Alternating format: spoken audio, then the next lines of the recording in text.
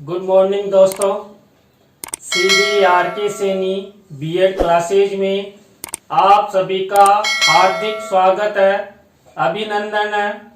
देखिए, हम प्रतिदिन आपके बीएड पाठ्यक्रम का टॉपिक टू टॉपिक अध्ययन हमारे चैनल के माध्यम से कर रहे हैं। आपको कैसा अनुभव हो रहा है, कैसा अधिगम मिल रहा है, कमेंट्स के माध्यम से जरूर बताएं। कल हमने बाल विकास और बाल विकास के अंतर्गत होने वाले विकासों के बारे में अध्ययन किया था। आज की प्रातःकालीन क्लास में हम जो आपका पेपर है बाल्यावस्था एवं विकास प्रक्रिया, देखिए बाल्यावस्था एवं विकास प्रक्रिया पेपर के अंतर्गत जो बाल विकास के सिद्धांत है, उन बाल विकास के सिद्धांतों का हम अध्ययन करेंगे। बाल विकास के बहुत सारे सिद्धांत हैं, तो एक एक दो दो करके हम प्रत्येक क्लास में उनका अध्ययन करेंगे।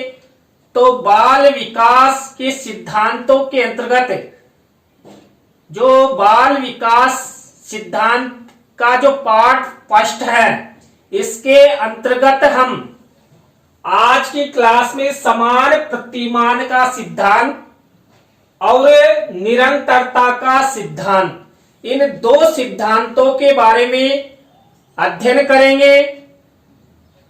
तो आप सब बने रहें हमारे साथ हमारे YouTube चैनल पर।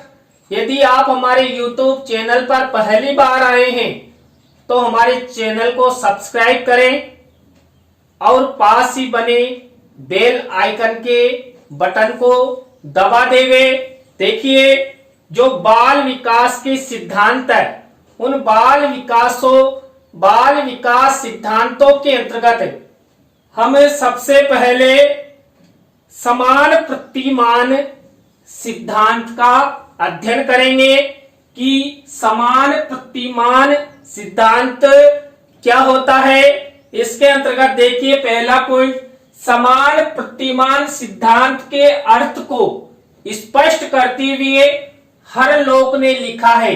देखिए, हरलोक बाल विकास के महत्वपूर्ण मनोवैज्ञानिक है। इन्होंने बाल विकास के बारे में विस्तार पूर्वक अध्ययन किया है और हमारे लिए भी प्रस्तुत किया है, जिसके माध्यम से हम वर्तमान समय में बाल विकास का अध्ययन करते हैं। तो हरलोक ने क्या कहा, प्रत्येक जाति, चाहे वो पशु जाति हो या मानव जाति हो, अपनी जाति के अनुरूप विकास के प्रतिमान का अनुसरण करती है।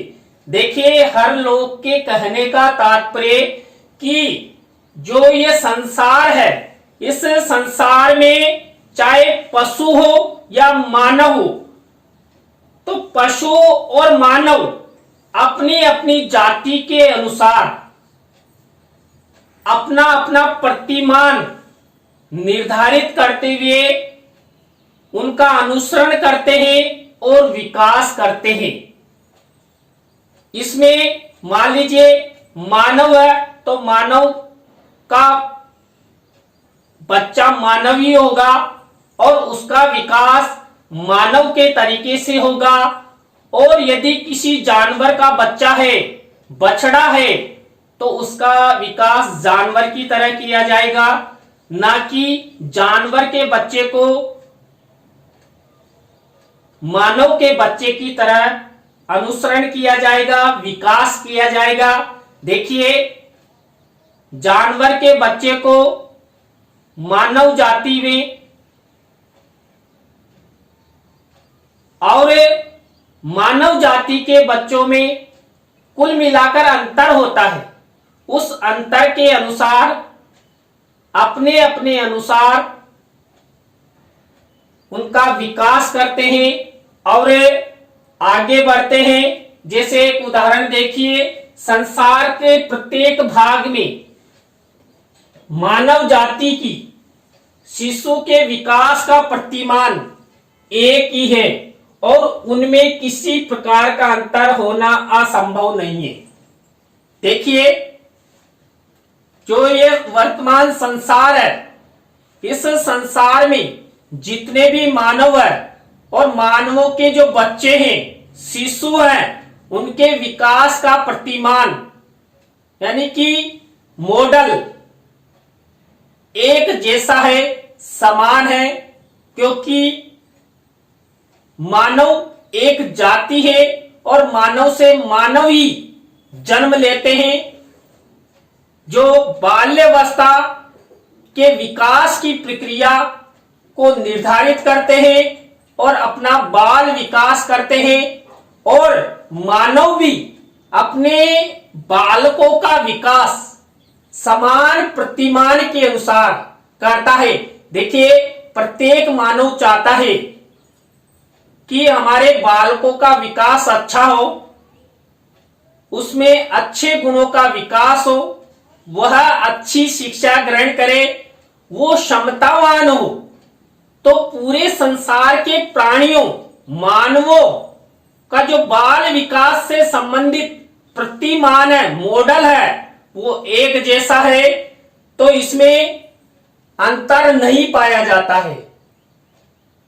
हां, जरूर है कि यदि बालकों के विकास के समय यदि उसे उचित पालन पोषण नहीं दिया जाता है तो उसका विकास अलग तरीके से होगा, लेकिन जो प्रतिमान होगा वो एक जैसा होगा, क्योंकि मानव के मानव ही जन्म लेते हैं, ना कि जानवर। इसके बाद देखिए, ये हमारे चैनल का कीवर्ड है CDRK सैनी। यूट्यूब चैनल पर हमारे जितने भी चैनल CDRK सैनी परिवार की ओर से संचालित है, उन सभी को आप CDRK सैनी कीवर्ड द्वारा, चाहे गूगल हो, विडमेट हो, फेसबुक हो, इन सभी सोशल मीडिया के ऐप्स पर आप CDRK सैनी कीवर्ड द्वारा हमारी सभी यूट्यूब चैनल्स को सर्च कर सकते हैं और उन पर अपलोडेड वीडियो का अधिगम आप कर सकते हैं। दूसरा सिद्धांत है निरंतरता का सिद्धांत। निरंतर, देखिए, प्रतिमान का अर्थ मैंने बताया था मॉडल्स, परछाई। यहां पर निरंतरता का अर्थ है लगातार। तो निरंतरता का सिद्धांत क्या है, इसके बारे में देखते हैं। निरंतरता के सिद्धांत के अनुसार विकास की प्रक्रिया विराम गति से निरंतर चलती रहती है। विकास की यह गति कभी तीव्र तो कभी मंद गति से होती है। देखिए, जो मानव जाति हो या पशुत्व जाति हो, इन सब में जब बालक का जन्म होता है और बालक के विकास की प्रक्रिया आरंभ होती है, तो बालक के विकास की प्रक्रिया एक निरंतर, अविराम, बिना रुके लगातार चलती रहती है। जो उसके जन्म से लेकर उसकी जो बाल्यावस्था होती है, उस दौरान बिना किसी रुके चलती रहती है। और देखिए, जो बाल्यावस्था होती है, इस बाल्यावस्था में बालक का विकास कभी तीव्र गति से होता है तो कभी मंद गति से होता है। बालक की जो जो उम्र आगे बढ़ती है, वैसे वैसे बालक का विकास मंदा हो जाता है, मंद पड़ जाता है। लेकिन बाल्यावस्था में बालक का विकास तीव्र गति से होता है। देखिए, जब बालक का जन्म होता है वो 3 या 3.5 किलो के समथिंग लगभग होता है। लेकिन जो ही मान लीजिए बालक शिशु 4 सप्ताह का होता है, 16 सप्ताह का होता है, उसकी ग्रोथ, उसका विकास निरंतर आगे बढ़ता रहता है, तो माता पिता द्वारा भी बालक को उचित पालन पोषण प्रदान कर जो निरंतरता का सिद्धांत है उसको आगे बढ़ाया जा सकता है। तो निरंतरता का सिद्धांत बाल विकास को निर्धारित करता है। देखिए यहां पर एक उदाहरण, प्रथम 3 वर्षों में बालक के विकास की प्रक्रिया बहुत तीव्र रहती है और उसके बाद मंद पड़ जाती है।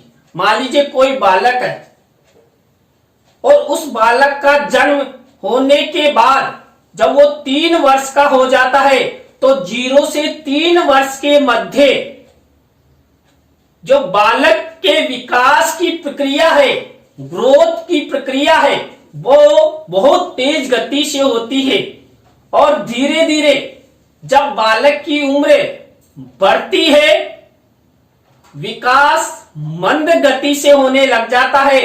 आपने देखा होगा कि हम युवावस्था में आ जाते हैं और युवावस्था से प्रौढ़ावस्था, प्रौढ़ावस्था से वृद्धावस्था, तो हमारा विकास मंदा हो जाता है और धीरे धीरे हम क्षीण अवस्था में भी आने लग जाते हैं। तो बाल्यावस्था में बालक का विकास जो शुरुआती 3 वर्ष है, उन शुरुआती 3 वर्षों में सबसे अधिक होता है और बाद में मंद पड़ जाता है। शरीर के कुछ भागों का विकास तीव्र गति से और कुछ का मंद गति से होता है, पर विकास की प्रक्रिया निरंतर निश्चित रूप से चलती रहती है। देखिए हमारे जो शरीर के अंग है उनमें से कुछ अंगों का विकास तो बहुत तेज गति से होता है और कुछ विकास ऐसे होते हैं जो धीमी गति से होते हैं, लेकिन बालक का विकास रुकता नहीं है, लगातार निरंतर रूप से चलता रहता है, जो बालक के विकास को निर्धारित करता है। इस सिद्धांत के अनुसार बालक का आकस्मिक परिवर्तन नहीं होता है, परिवर्तन सने सने एवं निरंतर होता है। देखिए निरंतरता के सिद्धांत के अनुसार बालक का विकास सने सने होता है। एकदम से ये नहीं बालक का जन्म हुआ और एक दिन में 10 किलो का हो गया, नहीं जी। बालक यदि जन्म के समय 2 किलो का है, 3 किलो का है, तो उसके हिसाब से जो जो दिन आगे बढ़ेंगे बालक का विकास सने सने विकसित अवस्था की ओर, ग्रोथ की ओर लगातार बढ़ता जाएगा और जब बालक 3 या 4 साल का हो जाएगा तो उसका जो वजन है, शारीरिक विकास है, वो बढ़ जाएगा। बालक 3 किलो से हो सकता है 8 किलो का हो जाए, 10 किलो का हो जाए, 15 किलो का हो जाए। बालक की उम्र जो आगे बढ़ती है बालक की ग्रोथ भी वैसे ही बढ़ती है, लेकिन ये ग्रोथ हमें दिखाई नहीं देती है। ये ग्रोथ धीरे धीरे होती है और विकास की प्रक्रिया निरंतर चलती रहती है। देखिए जो निरंतरता का सिद्धांत है, इस सिद्धांत के अंतर्गत जो हमारे स्किनर महोदय हैं उन्होंने इस सिद्धांत के बारे में कुछ कहा है। तो स्किनर महोदय के अनुसार विकास प्रक्रियाओं की निरंतरता का सिद्धांत केवल इस तथ्य पर बल देता है कि शक्ति में कोई आकस्मिक परिवर्तन नहीं होता है। शक्ति में आकस्मिक परिवर्तन नहीं होता है। देखिए स्किनर महोदय ने ये क्यों कहा कि शक्ति में आकस्मिक परिवर्तन नहीं होता है, क्यों? देखिए बालक का जब जन्म होता है तो उसमें शक्ति कम होती है, विकास कम होता है। लेकिन बालक की जो अवस्था, जो उम्र आगे बढ़ती है, बालक में शक्ति का विकास होने लगता है। देखिए, आपने शिशुओं को देखा होगा, शिशु अवस्था में बालक अपने परिवारजनों को ही नहीं पहचानता है। 4 सप्ताह के अंदर तो बालक अपने आंखों पर कंट्रोल करना सीखता है और धीरे धीरे जो उसकी उम्र बढ़ती है, जन्म के दिन बढ़ते हैं, बालक अपने परिवारजनों, अपने माता पिता को पहचानने लगता है और आगे बढ़ता है। तो स्किनर महोदय ने यही कहा कि विकास प्रक्रिया में, किनके विकास की प्रक्रिया में, बालकों के विकास की प्रक्रिया में जो निरंतरता का सिद्धांत है वो एकदम से लागू नहीं होता कि निरंतरता के द्वारा एकदम से बालक का बहुत सारा विकास हो जाए, 1 किलो से दूसरे दिन 10 किलो का हो जाए। नहीं, विकास धीरे धीरे चलता है और बालक की ग्रोथ भी बढ़ती रहती है। तो यहां पर हमने निरंतरता के सिद्धांत के बारे में अध्ययन किया। तो आप सभी को बहुत बहुत धन्यवाद। राम राम सा। आज हमने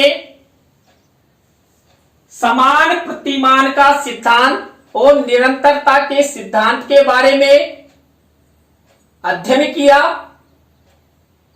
आपको हमारी क्लास कैसी लगी कमेंट्स में जरूर बताएं और यदि अच्छी लगी हो तो लाइक, कमेंट और शेयर जरूर करें। तो आप सबको पुनः अंत तक बने रहने के लिए धन्यवाद। राम राम सा। बाय।